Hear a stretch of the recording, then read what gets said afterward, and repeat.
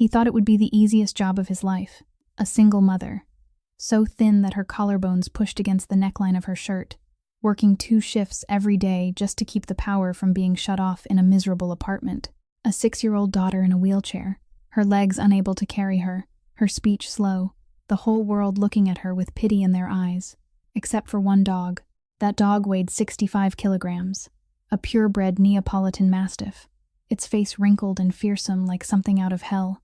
Yet every morning it used its massive head, big as a pillow, to push the little girl's wheelchair to school. It was the legs she didn't have. It was the only thing in this world that had never looked at her with pity.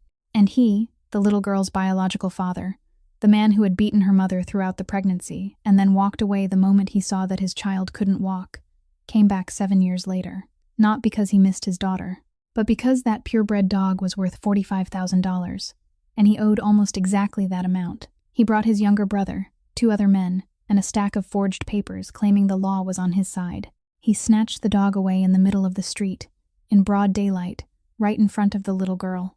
The child didn't scream. She didn't cry out loud. Her body cried by trembling from her shoulders to the tips of her fingers, in silence, without making a sound at all, and he saw it. Saw what it did to her. And then he laughed.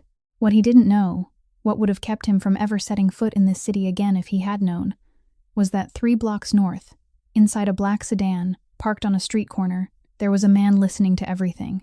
That man wasn't a cop, wasn't a lawyer, wasn't the hero from any fairy tale.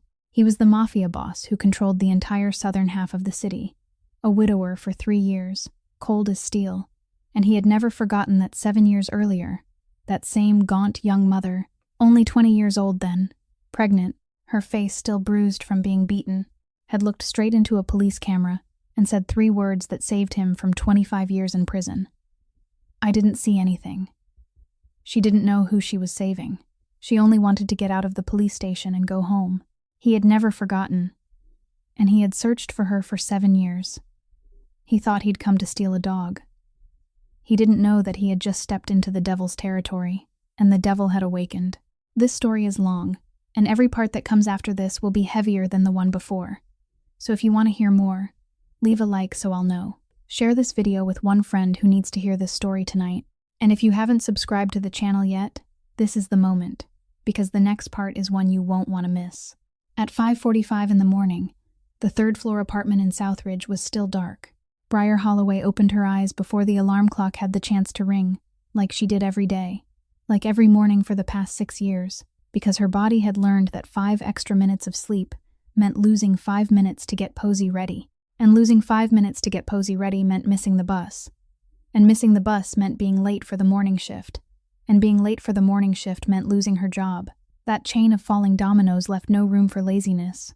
She sat up in the dark, her feet touching the cold floor, and the first thing she heard wasn't the city waking outside.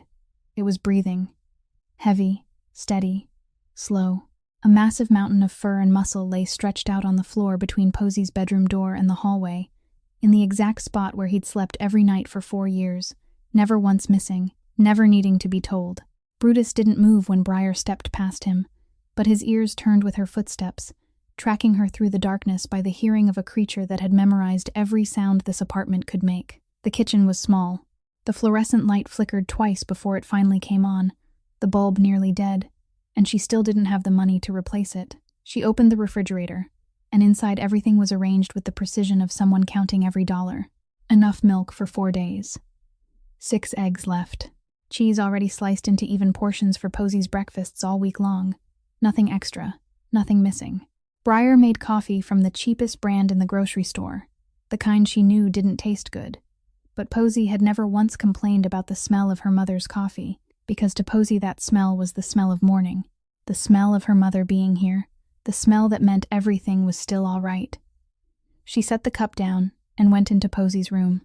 The little girl was already awake, 6 years old, with messy brown hair and gray-blue eyes like her mother's, lying there and staring at the ceiling with the solemn expression of a child thinking about something very serious. At some point, Brutus had gotten to his feet without Briar even noticing. He walked into the room and used his broad, heavy skull, a massive, warm weight, to push the wheelchair from the corner of the wall up against the bed. His job every morning. No one had taught him, No one had trained him. He simply understood, in the way creatures living beside pain long enough begin to teach themselves what must be done. Briar lifted Posey into the wheelchair, dressed her, tied back her hair. Every movement was exact, practiced, without a single second wasted. Because wasted seconds were a luxury life had never offered her. Posey placed her left hand on Brutus's head when the wheelchair began to roll toward the door, and her right hand gripped the side of the chair. Her left hand wasn't there to pet him. It was her rail, her compass, the way she knew she wasn't moving through the world alone. The vibrations from Brutus's footsteps traveled through the rotting wooden floor, into the worn wheelchair wheels, into the left wheel that was a little loose, and that Briar had tightened herself with screws bought from a salvage shop, through the metal frame, into the palm of Posey's hand. The walk to school was 4 blocks long. Posey didn't see the world the way other children did. She saw it from the height of grown people's hips, from the eye level of a wheelchair, where the world was made of shoes and pant legs and wheels and table legs. She recognized the neighbors not by their faces but by the way they walked. Mrs. Yoon from the vegetable store was blue house slippers, short steps, the smell of basil, and every morning she slipped an apple into Posey's hand and never once charged for it. The old man on the corner was cracked heel boots, cigarette smoke, heavy footsteps. The paper boy was sneakers with the soles worn thin, running fast, the smack of newspapers hitting doors. Every Tuesday morning, Posey's world was measured by the tremor of the pavement rising through the wheelchair wheels into her bones, by the smell of bread drifting from the bakery on the second corner, by the hiss of the number 7 bus braking at the stop at 8:43, and by the warm, steady, unchanging pressure of Brutus's head beneath her left hand. He walked beside the wheelchair, shoulder brushing the frame, moving slowly enough to match the pace of Briar pushing from behind. 65 kilograms of wrinkled-faced dog, drool hanging from his mouth, looking like something dragged out of another person's nightmare. But to Posey, he was the most beautiful thing on this street, the only creature in existence that saw her as whole, never once focusing on the legs that didn't work. Mrs. Yoon stood in front of her vegetable shop, pressed a red apple into Posey's hand, and said something in Korean laced with English that Posey didn't completely understand, but understood enough, because the woman's voice was always warm. Briar nodded her thanks, pushed the wheelchair on, and the morning kept unfolding the way it had every day, ordinary enough to seem almost invisible, peaceful enough that no one would have believed it could break, fragile enough that all it would take was one hand reaching out from the past to bring everything crashing down. It was the last morning before anything was ever whole again. The morning shift at the diner started at 6:30, and Mrs. Pham had already been in the kitchen long before that, small and wiry in her grease-stained apron, her eyes sharp as box cutters, the kind of eyes worn by someone who'd lived long enough to know when to speak and when to stay silent. That day she didn't stay silent. Briar had barely hung her apron on the hook when Mrs. Pham was suddenly beside her, voice low and quick, not looking at Briar's face at all, but out through the glass door as though she were speaking to somebody else. "A blonde guy came asking about you yesterday. Smiled too much. Asked what shift you work, where you live, and what kind of dog you've got that's so damn big. I told him I didn't know, but you ought to know I don't like men who smile too much." Briar didn't answer. Her hand was wrapped around the frying pan, and that hand tightened until her knuckles went white, because her body remembered before her mind had the chance to think. Her body remembered blonde hair. Her body remembered that smile. Her body remembered the feeling of that hand on her throat, not squeezing, only resting there, lightly, just enough for her to know it could close at any moment. And that light touch was more terrifying than any punch, because it said he controlled her completely, and he wanted her to know it. 7 years had passed, and still her body remembered. Her hands still turned cold without warning. Her heart still pounded in her throat instead of her chest. Her instincts still wanted to make herself small, vanish into the wall, become something too tiny to be found. She didn't tell Mrs. Pham who he was. She only nodded and turned back to the stove, and the pan in her hand grew hotter while her fingers stayed cold through the entire shift. That afternoon, she picked Posey up from school. Brutus stood beside the wheelchair as he always did, his head level with Posey's hand, his tail wagging slowly when he saw Briar, and everything looked normal until Posey spoke in that soft voice of a child, telling a story she doesn't yet know is important. "Mama, there was a man standing by the school fence. He looked at Brutus for a really long time, longer than people usually look." Briar stopped walking. Her hand on the wheelchair handle didn't tighten the way it had around the frying pan, but it went rigid in a different way, the way a person holds herself steady so her child won't see her shake. She asked what he looked like, and Posey thought for a moment, then said he was smiling. But he didn't look at Brutus the way people look when they like dogs. He looked the way people look at things in store windows. 6 years old. 6 years old. And the truth of that sentence was so exact, it made Briar want to sit down right there on the sidewalk and cry. But she didn't sit down. She pulled Brutus closer, pushed the wheelchair faster, and took a different route home, her chest heavy with the thing she'd thought she'd buried 7 years ago. Memory didn't come back in order. It came back in shards, his hand on her throat in the kitchen of the old apartment. The sound of her crying while he didn't hear, because he was watching football. The sound of Posey, newly born, crying inside the hospital incubator, crying the way premature babies cry, weak and hurried and full of fragile life. And Briar, 20 years old, standing alone at the hospital front desk, signing the discharge papers with her right hand because her left arm was bruised from the wrist to the elbow, and not one person came to pick her up, and not one person asked what had happened to her arm. She carried her daughter out through the hospital doors with one good arm and stepped into a world where nobody was waiting outside. 7 years ago, she had walked through those doors alone. 7 years later, he was standing at her daughter's school fence, smiling, looking at her daughter's dog with the cold, appraising eyes of a man putting a price on something. She didn't know he had come back. But someone else did. The night shift started at 8 o'clock. Briar changed out of her diner apron and into her cleaning uniform, caught the bus for 14 blocks to the commercial building in downtown Baltimore, where she worked from 8 until midnight, 4 nights a week, alone. Posey stayed home with Brutus, 6 years old, in a wheelchair, and a 65-kilogram dog. That was Briar Holloway's childcare system. Not ideal, but it was what she had. The building was 14 stories tall, all glass on the outside, full of people during the day, and empty at night in the way commercial buildings are empty.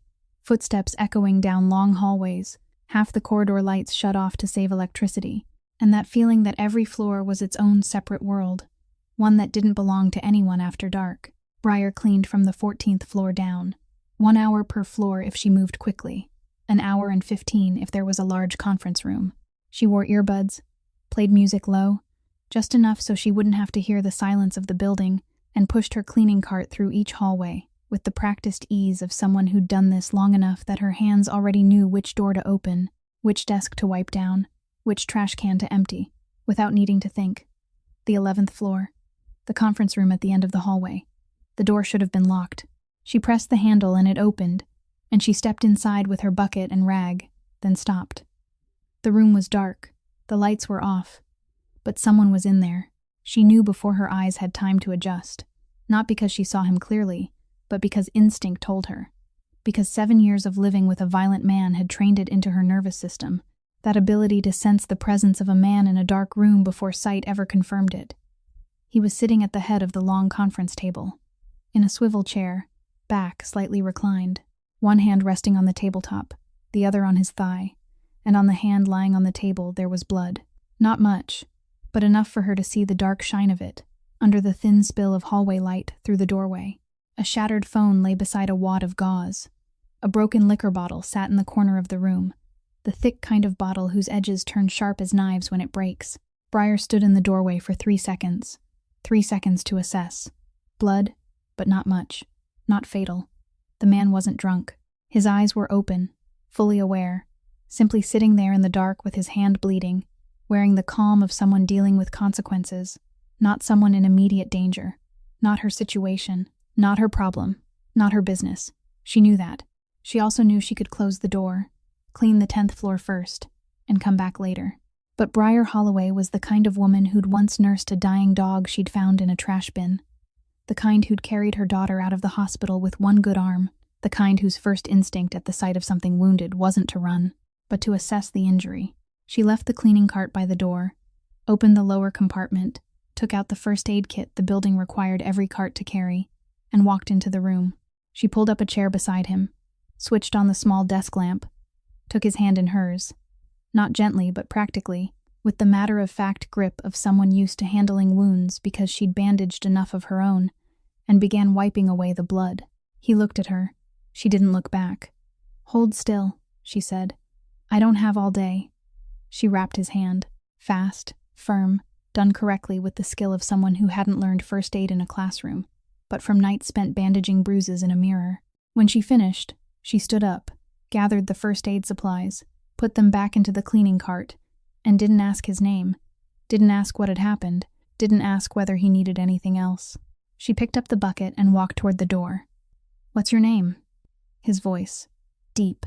Not the kind of question people ask out of politeness, but the kind asked by a man who was taking note, filing away a piece of information, placing it exactly where it belonged, inside a system she didn't even know existed. She didn't turn around. "Briar," she said, and the sound of the cleaning cart wheels rolled farther and farther down the hallway on the 11th floor. Damon Moretti sat in the dark conference room with a hand that had just been bandaged by a thin woman with gray-blue eyes, steady hands, a cold voice, and the way she'd helped him without asking questions, without wanting anything, without waiting for thanks. The complete absence of calculation in that act, pulled on a thread somewhere deep in his memory, 7 years deep, all the way back to Precinct 4 at 2 a.m, where a 20-year-old girl, pregnant, her eyes bruised dark, had sat in front of a camera, while a police officer asked whether she'd seen who fired the gun. And that girl, with the whole world pressing down on her shoulders, and not one reason to protect a stranger, had looked straight into the camera and spoken 3 words that saved him from 25 years in prison. "I didn't see anything." He looked at the doorway she had just passed through. Briar, gray-blue eyes, old bruises long healed, but the way she held his hand still carried the traces of someone who'd been hurt too many times. He knew who she was now. She knew nothing about him. Not yet. Damon called Zane at 1 o'clock in the morning, 40 minutes after Briar Holloway had pushed her cleaning cart out of the conference room on the 11th floor and disappeared down the hallway without looking back a single time. The call lasted 11 seconds. Briar Holloway, find everything. That was all. Zane didn't ask why, because Zane never asked why. He asked how to spell the last name, then hung up, and 24 hours later, he was sitting across from Damon in the study of the estate, outside the city, reading from the report in a flat, toneless voice, the kind of voice used by a man who saw information as building material, not as story. Briar Holloway, 27 years old, single mother, daughter 6 years old, diagnosed with spastic cerebral palsy, wheelchair user, 2 jobs, income below the federal poverty line. No family, no relatives listed as emergency contact, no social support system, foster care from the age of 5 to 17, no criminal record. 1 dog, a 4-year-old purebred Neapolitan Mastiff, no official registration papers. And then, Reed Gallagher, 30 years old, the child's biological father, history of domestic violence that never led to prosecution because the victim didn't cooperate, gambling debt of $45,000, returned to Baltimore 2 weeks ago, has asked about Briar at no fewer than 3 locations in the Southridge neighborhood, has been seen near the little girl's school. He is targeting the dog. Zane delivered that last sentence in exactly the same voice as the first, the same flat tone, the same measured pace, but that sentence landed heavier than all the others before it. She has no one. Damon didn't speak. He sat behind the desk, his left hand still wrapped in the bandage Briar had tied the night before, and looked at Zane with an expression Zane, the most talkative man in the organization, couldn't find words to describe. "Put someone on Reed Gallagher," Damon said. 24 hours a day. Every contact, every movement, every call. Report directly to me. Zane nodded. "And her?" "Don't approach Briar." "Not yet." Silence. Not the brief kind that falls between 2 sentences, but the long kind. The kind that takes hold of an entire room and changes its temperature. Nico stood in the doorway, neither stepping in nor walking away, because Nico had been at Damon's side for 22 years, and he knew that Damon Moretti's silence wasn't the absence of words.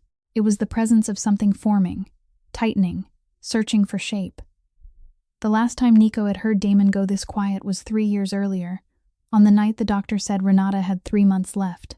That night, Damon had sat at this same desk, in this same room, and stayed silent for 40 minutes before rising and walking into the bedroom, where half the closet still held his wife's clothes, and stood there looking at Renata's dresses until morning came. 3 years had passed, and that closet still hadn't been cleared. Now Damon was silent in that same way again. And Nico understood. not through logic but through 22 years of reading the same man, that whatever was taking shape inside this silence wasn't only the debt of 7 years owed to the girl who had said, "I didn't see anything." It was something else. Something Nico didn't dare name, because naming it would make it real, and if it became real, everything would change. He had set his eyes on her, but he still didn't know that time wasn't on his side. 2 days after the night on the 11th floor, Briar was washing dishes after dinner when the knock came at the door. 9:15 at night. Posy was already asleep, her wheelchair folded in the corner beside the bed, Brutus lying in his fixed place between the bedroom door and the little girl's bed, 65 kilograms of steady breathing in the dark. No one knocked on this apartment door at 9 o'clock at night. No one knocked on this apartment door at any hour, because no one visited Briar Holloway, and no one visited Briar Holloway because Briar Holloway had no one. She set the plate down, wiped her hands on her pants, and walked to the door with the instincts of a woman who'd lived alone long enough to know that unexpected knocking rarely carried good news. She looked through the peephole, and 7 years came crashing down onto her shoulders like a wet blanket. Reed Gallagher stood in the hallway. Blonde hair, blue eyes, a smile. That smile. The smile she'd once believed in, once loved, once thought was the most beautiful thing she had ever possessed, until she understood it was a mask, and behind that mask was his hand on her throat, and the sound of the door shutting when he walked out, and the sound of her newborn daughter crying in an incubator he never once came back to see. He was holding a pink teddy bear, the cheap kind, bought from a dollar store, but wrapped carefully in a gift bag as though there were something meaningful inside it. Briar opened the door, because she knew that if she didn't, he'd keep standing there, and if he stood there long enough, the neighbors would notice, and if the neighbors noticed, someone would ask questions, and questions were one more thing her life didn't need. Bree. His voice was sweet, sweet in the way artificial sugar is sweet, the kind of sweetness designed to taste real, but leaves a metallic aftertaste once it's swallowed. It's been a long time. You doing okay? The little girl doing okay? She stood in the doorway blocking the entrance, not inviting him in. What do you want, Reed? It wasn't a question. Her voice was flat, cold. The voice she'd spent 7 years building out of the ashes of the 20-year-old girl who once hadn't dared speak above a whisper when he was in the room. He didn't blink at that tone. He was used to cold women, because he believed cold was only the first layer, and underneath it there was always something he could use. I want to see my daughter, he said, and his voice carried the fake weight of a man delivering lines he'd practiced. I know I was wrong. I know I left. But I have rights, Bree. The law gives me rights. He pulled a packet of papers from his coat pocket, folded in half, official-looking, stamped-looking, bearing what looked like a lawyer's signature. He held them out to her. Petition for visitation rights and reassessment of property, including registered animals purchased through my accounts and registered in my name for my daughter's use. His eyes, while his mouth talked about fatherhood and reconnecting and second chances, moved past her shoulder into the apartment and stopped on Brutus. The dog had gotten to his feet at some point. No one had heard him rise, because a 65-kilogram Neapolitan Mastiff, when he wanted to, could move with the silence of a shadow. He stood in the narrow hallway, between the front door where Reed was standing and the bedroom where Posy was sleeping, and he didn't growl, didn't bark, didn't step back, didn't move forward. He only stood there, a heavyweight shadow of absolute stillness, brown eyes fixed on Reed Gallagher, with the absolute calm of a creature that had chosen its ground and couldn't be moved from it by any force on earth. Reed looked at the dog. The dog looked back, and in those 3 seconds, the smile on Reed's face thinned, just a little, enough for Briar to see, enough for her to know he'd accounted for everything except 65 kilograms, that didn't speak, didn't threaten, only stood. Briar looked at the papers. She'd been through enough systems in her life, enough courts, enough social service offices, enough caseworkers, to know what real paperwork looked like. And this wasn't it. The stamp was crooked. The case number used the wrong format. The court name was missing the county. She folded the papers and handed them back. Fake, she said. Get out of here. The mask didn't fall. He kept smiling, kept his voice sweet, still holding the teddy bear out toward her. Bree, I just want to be a father. You never wanted to be a father. You want the dog. I saw the way you looked at him. Get out. She shut the door, fast, final, turned the deadbolt twice. and through the closed door she heard his footsteps going down the stairs. Slow, unhurried, the footsteps of a man who didn't treat a closed door as an ending, only as a delay. On the third step, or maybe the fourth, he stopped. His voice rose back up the stairwell, no longer sweet, no longer masked, no longer carrying a teddy bear. His real voice. The voice she remembered. The voice her body remembered. "Next time I won't knock." The footsteps continued down the stairs and disappeared. Briar stood behind the door, her back against the wood, her legs no longer strong enough to hold her, and she slid down until she was sitting on the cold kitchen floor.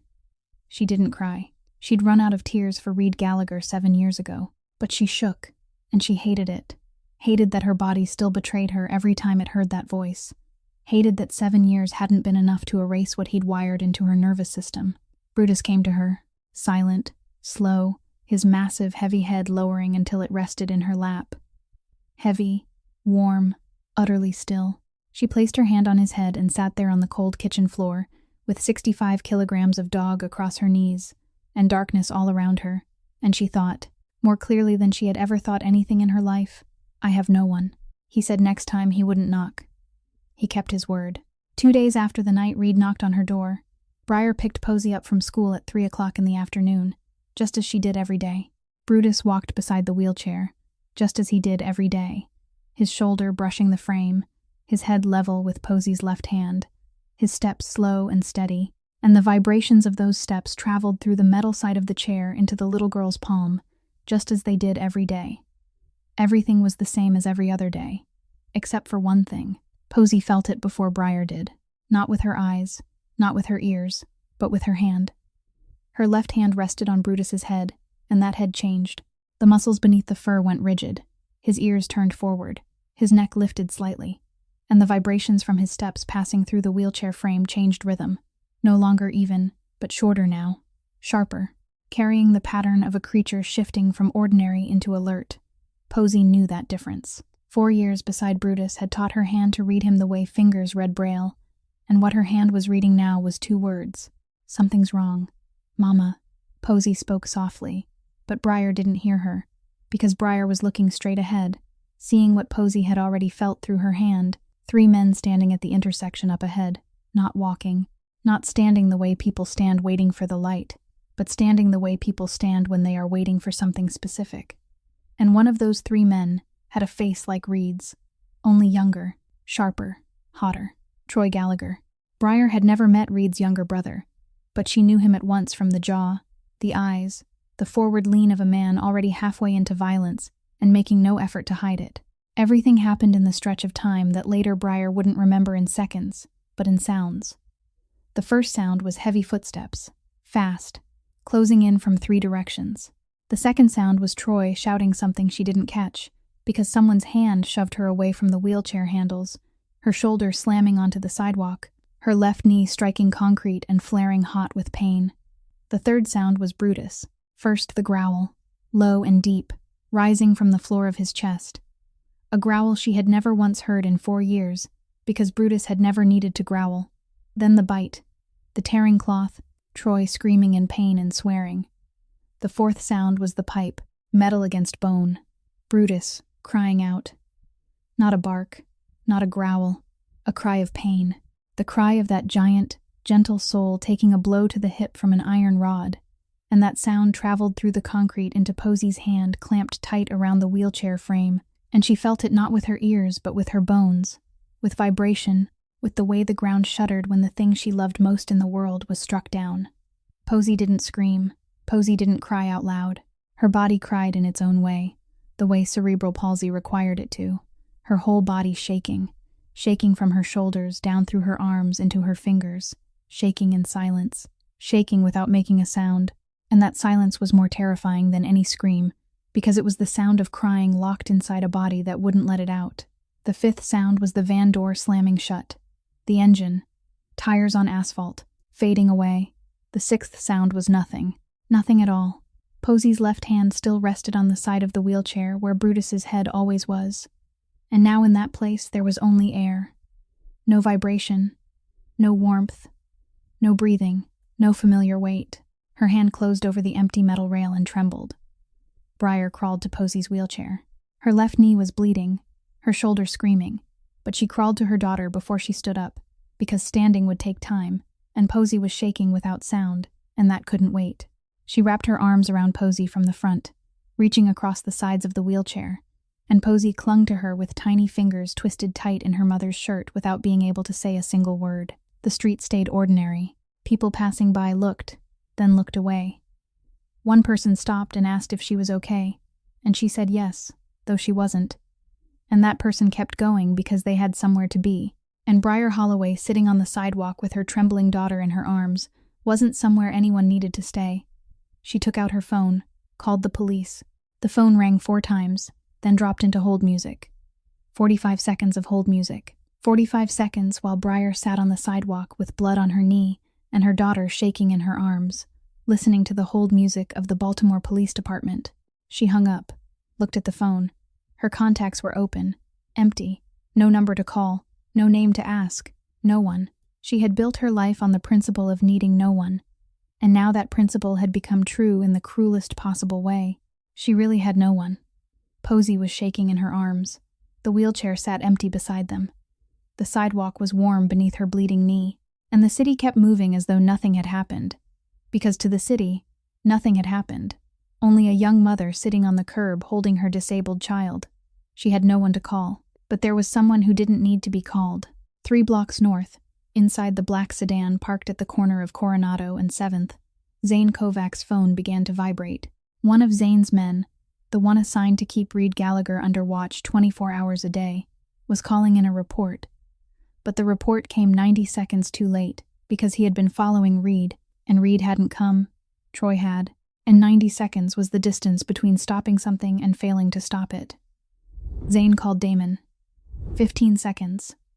Not one wasted word. Briar Holloway, corner of Coronado and 5th. Troy Gallagher and 2 others just took the dog. White van heading east. She's on the sidewalk with the little girl. Alone. Silence on the other end.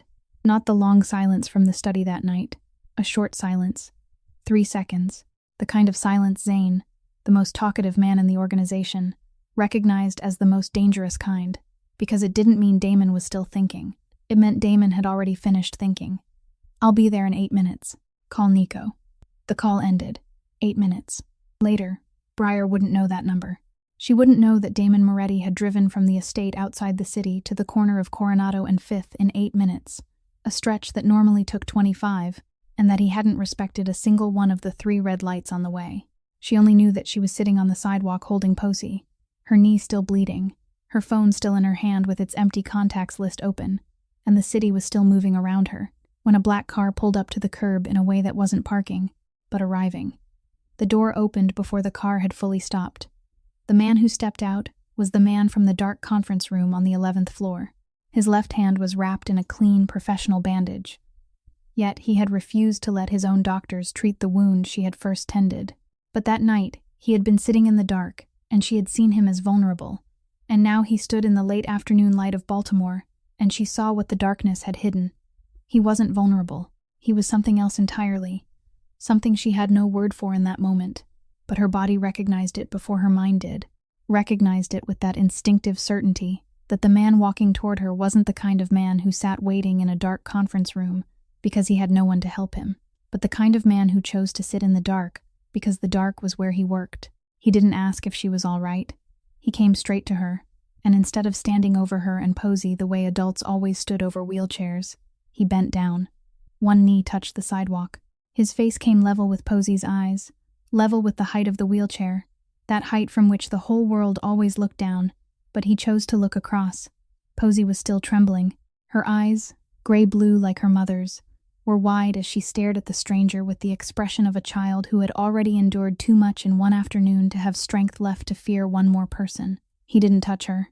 He removed the watch from his right wrist, the kind of watch that was heavy, cold, expensive in the unmistakable way Briar recognized at once, because she had cleaned enough offices belonging to enough rich men to know what valuable watches looked like, and he placed it in Posey's hand. "My name is Damon. Hold this for me. I'll come back for it. I never leave my things behind." Posey looked at the watch in her hand. Heavy, cold, real. Her fingers closed around it, and the trembling stopped. Not completely, but enough. Damon rose and turned to Briar. And Briar, the woman who had bandaged his hand without asking his name, the woman who had walked away without looking back, looked at him with those hard gray-blue eyes that now held something he hadn't seen in them that night. Fear. Not fear of him. Fear of everything else. Why should I trust you? Her voice wasn't cold anymore. It was tired. Tired in the way of someone who had held everything together alone for too long and had just had the last thing keeping her upright torn away. Because 7 years ago, he said, you were sitting in Precinct 4 at 2 a.m. You were pregnant. Your face was bruised. And when they asked if you saw who fired the gun, you said, I didn't see anything. Those 3 words saved me from 25 years in prison. You didn't know who you were saving.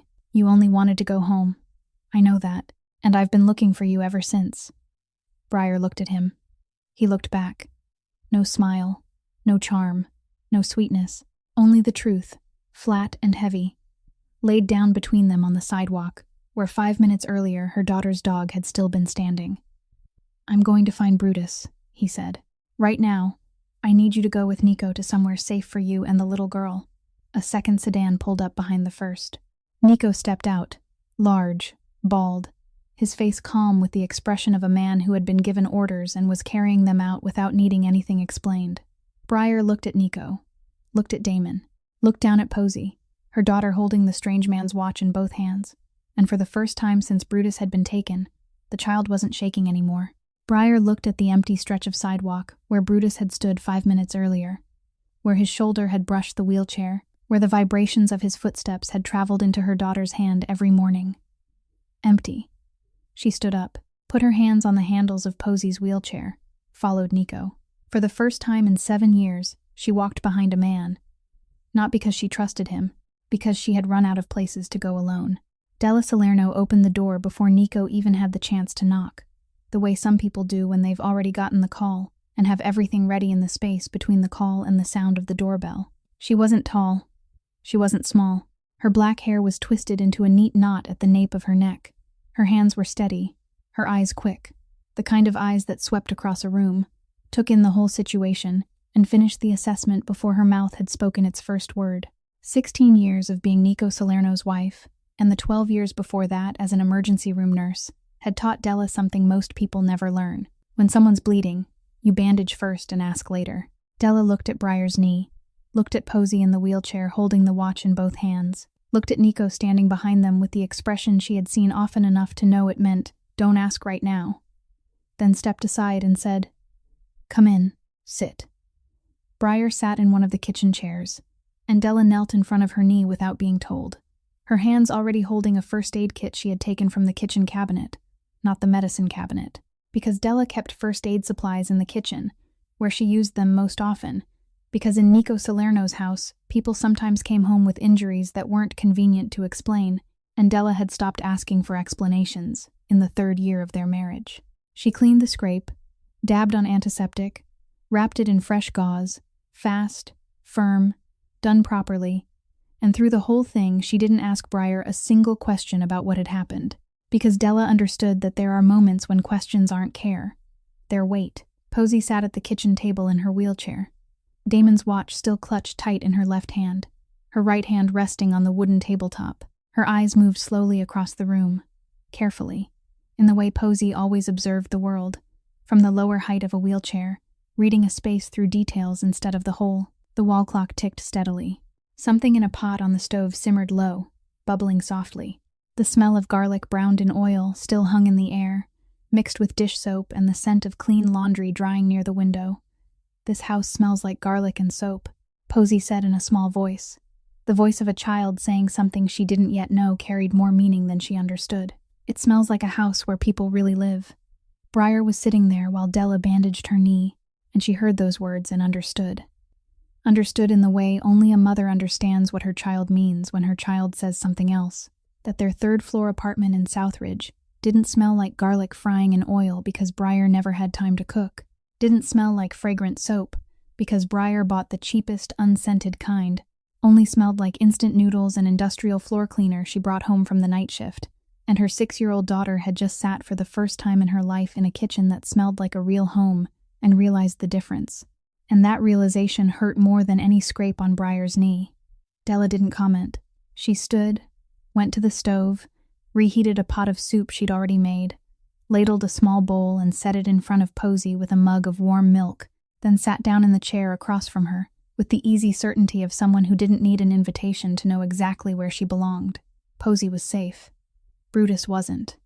And night was coming down. While Posey drank warm milk in Della's kitchen, Reed Gallagher's world began to shrink. He was sitting in a short-term rental apartment in East Baltimore, his feet up on the table, phone in hand, in a good mood because Troy had already called to say the job was done, the dog was at Mercer Warehouse, and Mercer had agreed to $45,000, which meant Reed could pay off the debt and still have some left over, which meant he had won, which meant coming back to Baltimore had been the right decision.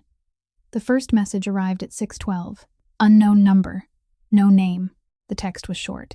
Your attorney, Bernard Webb, is currently at Precinct 4 explaining the fake custody papers you used 2 days ago.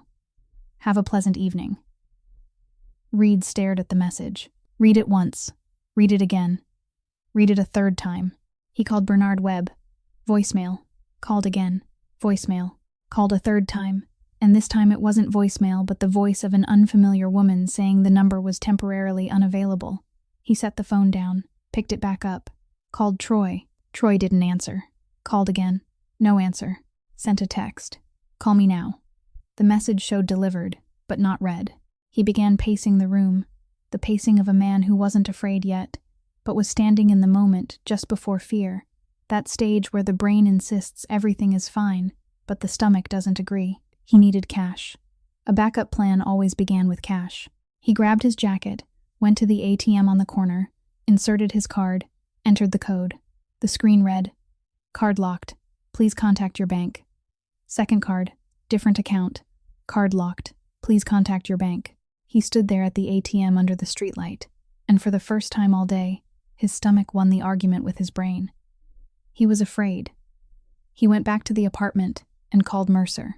Mercer picked up on the fifth ring, and Mercer's voice didn't sound like it had that morning, that easy voice counting future money. This voice was tight, fast, the voice of a man who wanted to end the conversation before it had truly begun. Reed, I don't know who you crossed, but somebody just sent me a full list of every transaction I've made in the last 3 years. Everyone.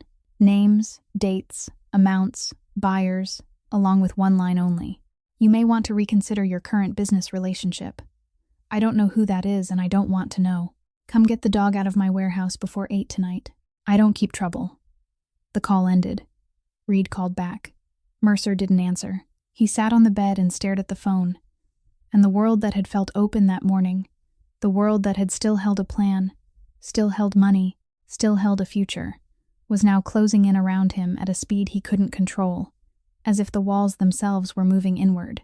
And he didn't understand who was doing this, didn't understand how, didn't understand why, and that not understanding was the most frightening thing of all, because Reed Gallagher feared many things, but the thing he feared most was an enemy he couldn't see. At the same time, on the west side of the city, Troy Gallagher was sitting in a cheap bar on Pratt Street, his right hand wrapped in a rough bandage, because Brutus's bite was still seeping through the cloth, and he was drinking beer with his left hand, wearing the satisfied expression of a man who had finished a job and was now rewarding himself. He went into the restroom. 2 minutes. When he came back out, Nico Salerno was sitting at his table. Troy's beer was still there. Beside a cup of coffee Nico had ordered in the 2 minutes Troy was gone, and Nico was drinking that coffee with the easy calm of a man sitting in his regular place. Except this wasn't Nico's regular place, and that cup of coffee wasn't why Nico was there. Troy looked at Nico, looked at the leather jacket, looked at the hands resting on the table. Large, thick, covered in tattoos. The kind of hands that told their own story before they ever moved. Looked around the bar, crowded, ordinary, nobody watching them. And that ordinariness was what made it truly frightening, because it meant Nico could sit here in the middle of a crowd and nobody knew, and nobody dared know. Troy Gallagher, Nico said, his voice ordinary, almost friendly, the kind of voice a man might use to read a menu instead of a sentence. 28 years old, history of assault, petty theft, violation of a protection order twice. Right hand got bitten by a dog about 3 hours ago. Bet that hurts. Troy said nothing. His left hand, the one holding the beer, lowered slowly to the table. "You've got two choices," Nico said, still in that same voice, still drinking his coffee. "One, you tell me where the dog is, leave Baltimore tonight, and don't come back. Simple, clean. You go, I forget, everybody keeps living. Two, you don't tell me, you stay. And starting tomorrow, everything you touch in this city starts having problems. Money, housing, work, friends, people you know. I won't hit you. I won't need to." Nico took another drink of coffee, set the cup down, looked at Troy with the perfectly patient eyes of a man who had the whole night ahead of him and no reason to rush anywhere. Troy looked at Nico, looked at his own bitten hand, still leaking blood through the bandage, looked at the beer glass, and he understood, with the street instinct 28 years had hammered into him, that the man sitting across from him wasn't the kind who made threats and let them fade away. This was the kind who said a thing and then did it. "Mercer Warehouse," Troy said. "Meridian South, past the tracks, blue door on the east side." Nico nodded, stood up, left money for the coffee on the table along with a generous tip, and walked out without looking back. Nico had the address. Damon had a plan. Reed had nothing. Mercer Warehouse stood at the end of Meridian South, past the railroad tracks, with the blue door on the east side exactly where Troy had said it would be. Damon arrived at 7:42, 20 minutes before the 8 o'clock deadline Mercer had given Reed. Nico parked at the mouth of the alley. Zane took the far end. Two other men waited by the tracks. No one went in. Damon went in alone. Not because he had anything to prove, but because what he had come to take back wasn't cargo that needed a team to carry it out. It was a dog, and that dog belonged to a 6-year-old girl in a wheelchair who was holding his watch in both hands in Della's kitchen. And that fact, in some way Damon didn't analyze but only felt, required him to walk in there himself. The warehouse was smaller than he had expected. It smelled of damp air, dog, wet concrete, and the sour, sharp smell of fear that comes from animals being kept too long in a space too small. Cages lined both walls, 6 or 7 of them, most with dogs inside, thin, filthy, some barking when he entered, some backing deeper into the corners of their cages. The last cage, the largest one, stood in the far corner. Brutus lay inside it, a chain looped around his neck and fastened to the steel bar at the back of the cage. A leather muzzle was strapped tight around his jaws. His left hip was bruised, the fur around it matted stiff with dried blood, and the dog lay still, eyes open, watching the door, not barking, not scratching, not thrashing, not panicked, lying in the middle of the cage, head slightly raised, brown eyes fixed on the warehouse entrance, waiting with the absolute patience of a creature who had spent 4 years beside a little girl in a wheelchair and had learned that waiting was part of the job, that waiting was loyalty, that waiting was how things that belonged to each other found their way back. Reed Gallagher was standing in front of Brutus's cage when Damon walked in. He had arrived first, just as Mercer had demanded, to get the dog out before 8 o'clock, and he was fumbling with the cage lock with a hand that shook, because his ATM cards had been frozen, and his lawyer had been taken in, and Troy wasn't answering his phone, and the whole world was collapsing around him, and he still didn't understand why. He heard footsteps and turned, and saw Damon Moretti standing in the warehouse doorway. There was nothing dramatic about the way Damon stood. He stood straight, both hands at his sides, not crossing his arms, not putting his hands in his pockets, not leaning against anything, but he filled the doorway with a kind of completeness that required no effort, the way certain men take possession of a space not through size, but through weight, through something they carry into a room that no one can see and everyone can feel. "Reed Gallagher," Damon said. His voice was low, slow, ordinary. No shouting, no threat, no raised tone. The voice of a man speaking the truth, and truth doesn't need volume. 30 years old, $45,000 in gambling debt, history of domestic violence that never led to charges because the victim didn't cooperate. Biological father of a 6-year-old girl with spastic cerebral palsy, whom you've never once held. Reed opened his mouth. Damon didn't stop. "You beat the little girl's mother while she was pregnant. You walked away when your daughter was born, and the doctors said she would never walk. 7 years. Not one call, not $1, not one time asking how the little girl was breathing, what she was eating, where she was sleeping, who pushed her wheelchair every morning. Each sentence was a fact, no adjectives, no judgment.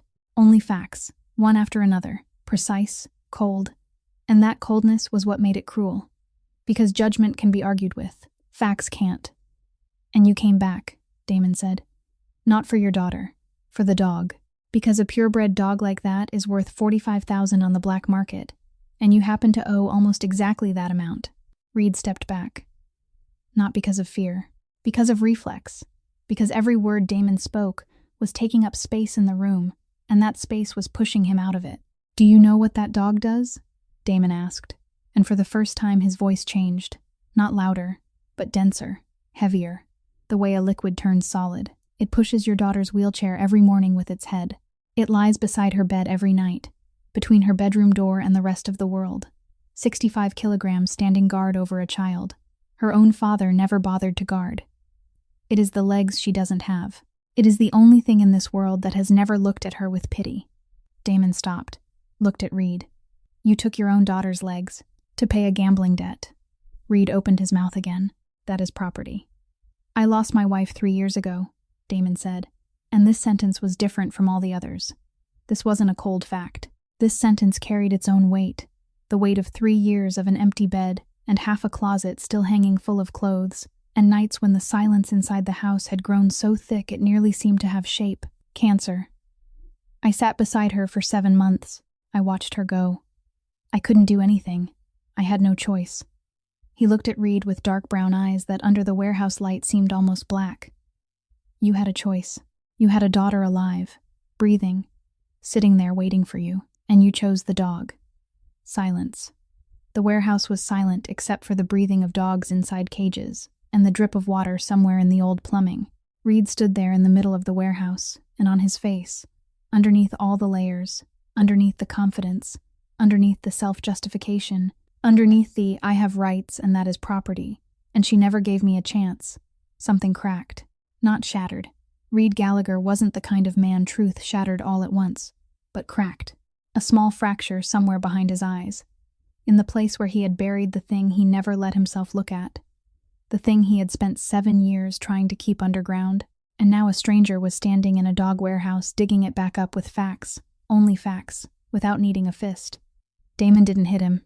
He didn't need to. Some things hurt worse than fists. Damon knelt in front of Brutus's cage and unlocked it. He removed the chain from around the dog's neck first, slowly, carefully, because the metal had bitten deep into the fur and left the skin underneath marked red. Then he took off the muzzle, one buckle at a time. And when the last strip of leather came free from the dog's jaws, Brutus didn't leap out, didn't bark, didn't lunge for the door. He sat up inside the cage, slowly because his left hip hurt, and looked at Damon. Then he lifted his nose toward Damon's left hand, the hand Briar had bandaged. Though the gauze was fresh, the dog's keen nose found her lingering scent on the man's skin, and deep within the fibers, a scent he knew better than his own. Long, carefully, his wet nose touched the gauze, and Damon stayed still, letting him smell, because he understood, not through knowledge but through instinct, that the dog was reading his hand with his nose, searching the scent in that bandage for something familiar, something that connected him to the person he had been waiting for.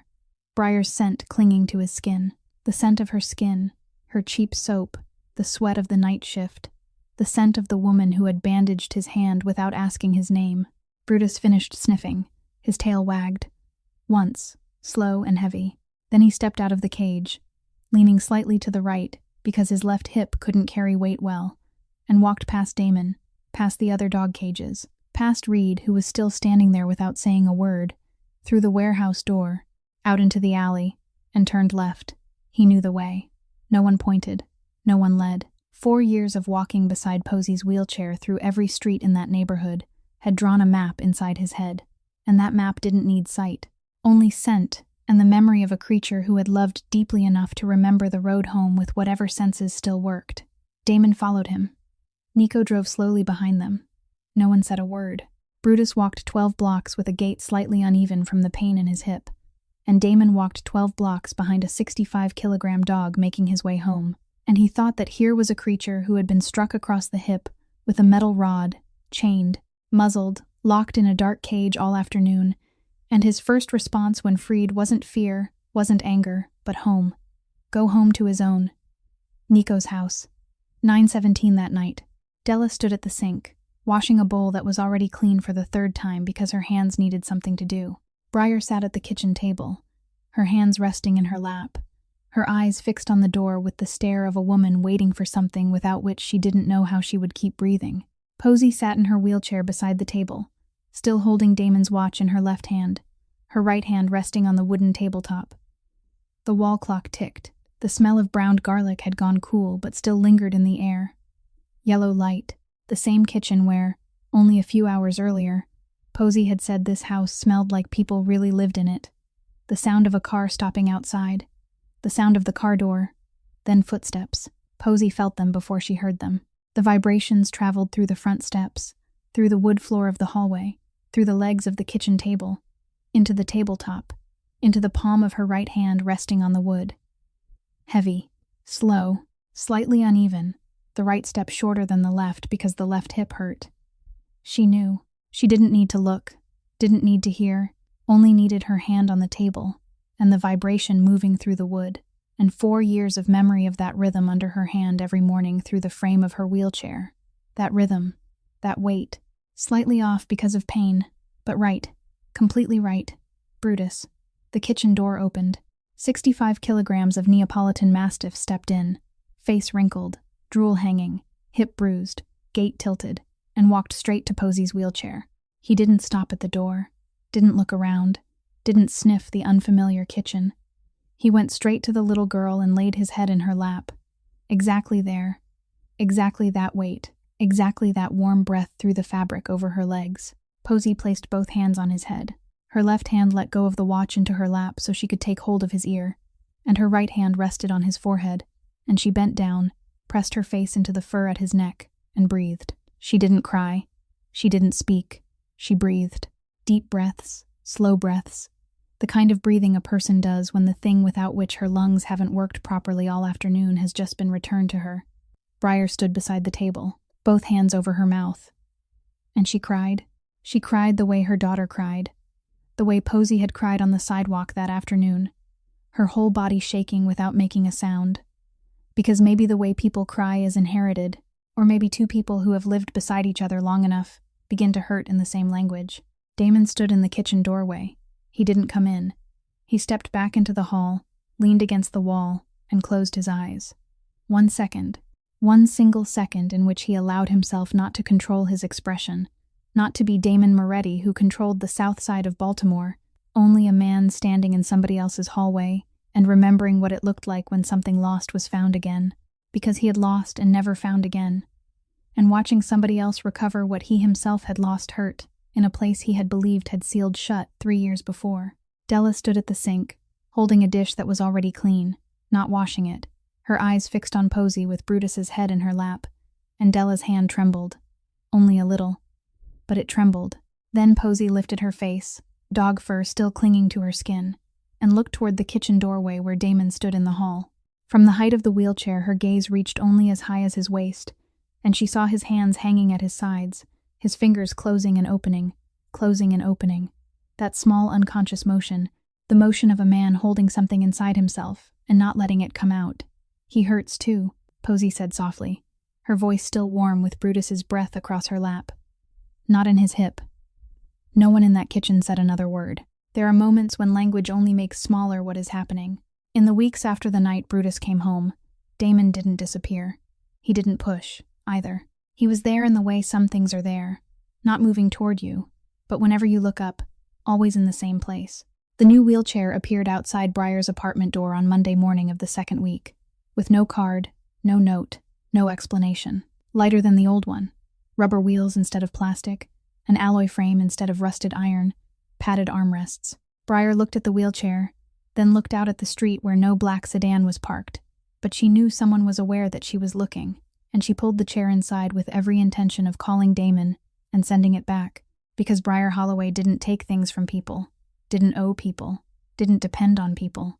That was the principle she had built over 7 years, with an aching back and calloused hands and nights spent working 2 shifts. But Posey saw the wheelchair before Briar could hide it away, and Posey touched the wheels, touched the armrests, and Brutus came over and rested his head against the side of the new chair, in exactly the right place, exactly the right height. as if the chair had been measured for him in advance. And Posey said in that small, solemn voice of a 6-year-old making an argument she believed couldn't possibly be answered, "Mama, this one is lighter. Brutus can push it easier. You want Brutus to get tired?" Briar looked at her daughter, looked at the chair, looked at Brutus with his head resting against the frame in the satisfied way of a creature that had found his proper place. She lost. She knew she lost. She had been defeated by a 6-year-old child and a 65-kilogram dog, and she had no argument against that logic. The wheelchair stayed. Damon began coming to dinner. Not every night. Tuesdays and Fridays. Nothing romantic, no candles, no wine. He sat at the small kitchen table in the apartment she had now moved into. Cleaner, warmer, with a separate room for Posey, a place Nico had found, and Damon had paid the first 3 months for, which Briar accepted only after 2 weeks of refusing, because Posey needed the health insurance tied to the new lease. He ate whatever Briar cooked without comment, and he talked to Posey, truly talked to her. Not the way adults talk to children with high voices and simplified words, but the way he spoke to everyone. Level, direct, serious. Posey asked about cars, and he answered with technical detail she didn't fully understand, but listened to with complete fascination, because no one had ever spoken to her like this before, as if he were giving a report to a board of directors, and she were a member of the board. Posey read books aloud to him, slowly, laboriously, because the muscles of her mouth didn't always cooperate with her mind. And he sat there listening without correcting her, without hurrying her, without glancing at his watch, without showing the slightest impatience, simply listening, with the patience of a man who had sat beside his wife's bed for 7 months and learned that being present matters more than speaking. The moment when the wall Briar had spent 7 years building truly cracked wasn't a large moment. Not a sentence, not an action. It was one evening when she came home from work earlier than usual, opened the apartment door, and saw Damon Moretti, the Mafia boss of South Baltimore, sitting on the living room floor, on the floor. Because Posey wanted to play on the floor, and Brutus was lying on the floor, and Damon, the kind of man who walked into a room and made the room rearrange itself around him, was sitting on the dirty floor of a cheap apartment with 65 kilograms of dog resting his head in Damon's lap, and Posey leaning against Brutus's side reading a book in her slow, difficult voice. And Damon sat there without moving, a cup of coffee gone cold on the floor beside his knee, and listened. Briar stood in the doorway for a very long time, without stepping inside. That night, Posey was asleep, Brutus beside her bed, and Briar and Damon sat on the tiny balcony of the new apartment, the kind of balcony with room for only 2 plastic chairs and just enough distance between them so that the people sitting there didn't touch. Baltimore at night. Streetlights. The far-off sound of traffic. The salty river smell riding in on the wind. "Why?" Briar asked. Her voice wasn't cold anymore, wasn't tired anymore, only honest. "I said those 3 words 7 years ago because I wanted to get out of that police station. I didn't save you. I saved myself." "I know," Damon said. He looked out over the city, and that's the reason. Because you weren't calculating. You didn't know who I was. You got nothing from it. My whole life, everything has a price. Everyone who helps me sends a bill. That night was the only time anyone ever gave me something and asked for nothing in return." Silence. Wind from the river. Streetlights flickering. "And I watch your daughter hold that dog every night," he said, his voice lower now, so low it was almost private, the kind of voice Briar suspected very few people ever heard from him. "And I watch you work 2 shifts a day to keep that little family alive. And I see something I thought I wasn't capable of recognizing anymore after Renata died." "What?" "A place to belong." Briar didn't speak. She didn't reach over and place her hand on his where it rested on the arm of the plastic chair. She wasn't ready for that gesture yet. Wasn't ready for any gesture that would break the distance between those 2 chairs. Because 7 years of building walls doesn't come undone in a single night, no matter how beautiful the night may be. But she didn't stand up, either. She stayed, sitting quietly beside him on that tiny balcony overlooking the dark city. Not everything yet, but enough. 3 months later. Tuesday morning, 6:30. Briar Holloway opened her eyes, and for the first time in 7 years, the alarm clock rang before she woke. Not because she had overslept, but because she no longer needed to get up at 5:45. One job, a day shift, health insurance, days off. A paycheck large enough that when she received the first month's deposit, she sat staring at the number in her account for 3 full minutes because she wasn't used to seeing a balance that wasn't negative. The new apartment was clean, warm, and had a room of her own for Posy, with a window looking out at the maple tree on the corner, where in autumn the leaves turned gold, and Posy said they looked like the color of Brutus's fur when the sun hit it. Brutus lay beside Posy's bed, still between the door and the bed, still in that place. He would always be in that place, because some things in his instincts had been written long ago, and nothing in this world was ever going to rewrite them. The road to school was still 4 blocks. Posy in the new wheelchair, lighter, smoother, Brutus pushing with his head, his shoulder brushing the frame, the familiar vibrations traveling into the little girl's hand. Mrs. Yoon still stood outside the vegetable store, blue slippers, the smell of basil, slipping a red apple into Posy's hand every morning and never once taking money for it. The old man on the corner still wore cracked heel boots, still smelled of cigarettes, still nodded as they passed. Everything was like every other day. Except for one thing. The black sedan parked on the corner, never there long enough to become ordinary, but always there long enough for Briar to know. Nico drank coffee at Mrs. Pham's diner every Tuesday and Thursday morning. And Mrs. Pham told Briar in a voice balanced somewhere between complaint and satisfaction. He drinks too much, but he tips good, so I don't throw him out. Zane knew Posy's school schedule, Briar's work hours, the name of the physical therapist, the teacher's name, recess time. No one had asked him to remember it all. He remembered because that was how Zane worked, and because Damon never said it out loud, but the whole organization understood. That woman and that little girl and that dog were protected, quietly, completely, without negotiation. At school, Posy's teacher asked her, because she had heard whispers from the other parents. The kind of whispers people hear when a black sedan keeps parking near the school every morning. Posy, what is Mr. Damon to you? Posy thought. For a long time, seriously, the way Posy thought about everything, without rushing, without guessing, only searching for the most accurate answer. I don't know yet, she said. But he comes to dinner. He listens when I read and doesn't hurry me. He doesn't smile much, but he sits on the floor so I don't have to look up at him. And he doesn't go anywhere. She paused for a second, like Brutus. The teacher didn't ask anything more.